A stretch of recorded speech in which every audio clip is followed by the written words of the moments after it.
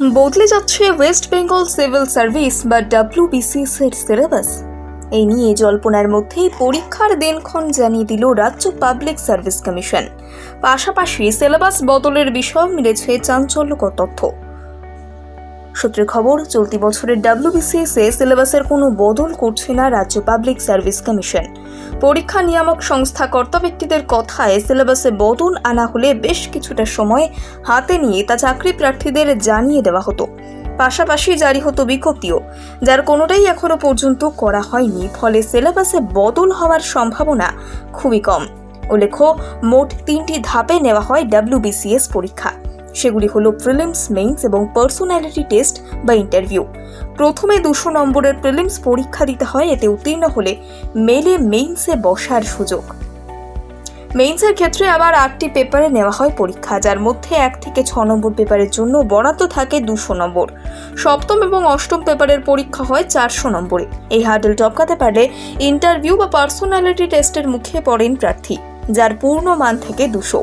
প্রসঙ্গত, WBCS এর সিলেবাসে রয়েছে ইংরেজি composition, general science, current affairs, ভারতের ইতিহাস, ভারতের ভূগোল, সংবিধান, রাজনীতি, বিভিন্ন জাতীয় আন্দোলন, জেনারেল এবং মেন্টাল এবিলিটির মতো বিষয়।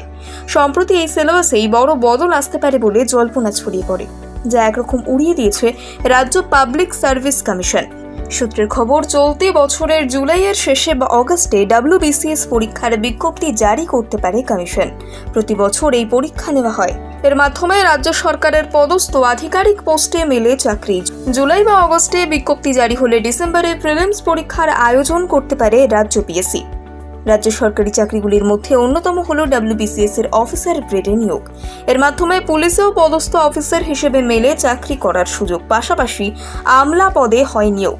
রাজ্য সরকারের প্রতিটা দপ্তরেই রয়েছে WBCS অফিসার। ফলে এই চাকরির পরীক্ষার জন্য ফি বছর অপেক্ষা করে থাকেন হাজার হাজার ছেলেমেয়ে। নিয়ম অনুযায়ী WBCS এর 3টি পরীক্ষার পর মেধা তালিকা প্রকাশ করে PSC। সেই মেধা তালিকা অনুযায়ী নিয়োগপত্র পান সংশ্লিষ্ট প্রার্থীরা।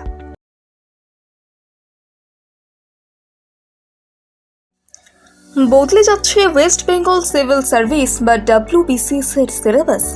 এই নিয়ে জল্পনার মধ্যেই পরীক্ষার দিনক্ষণ জানিয়ে দিল রাজ্য পাবলিক সার্ভিস কমিশন।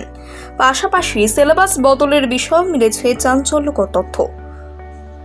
সূত্রের খবর, চলতি বছরের WBCS এ সিলেবাসের কোনো বদল করছে না রাজ্য পাবলিক সার্ভিস কমিশন।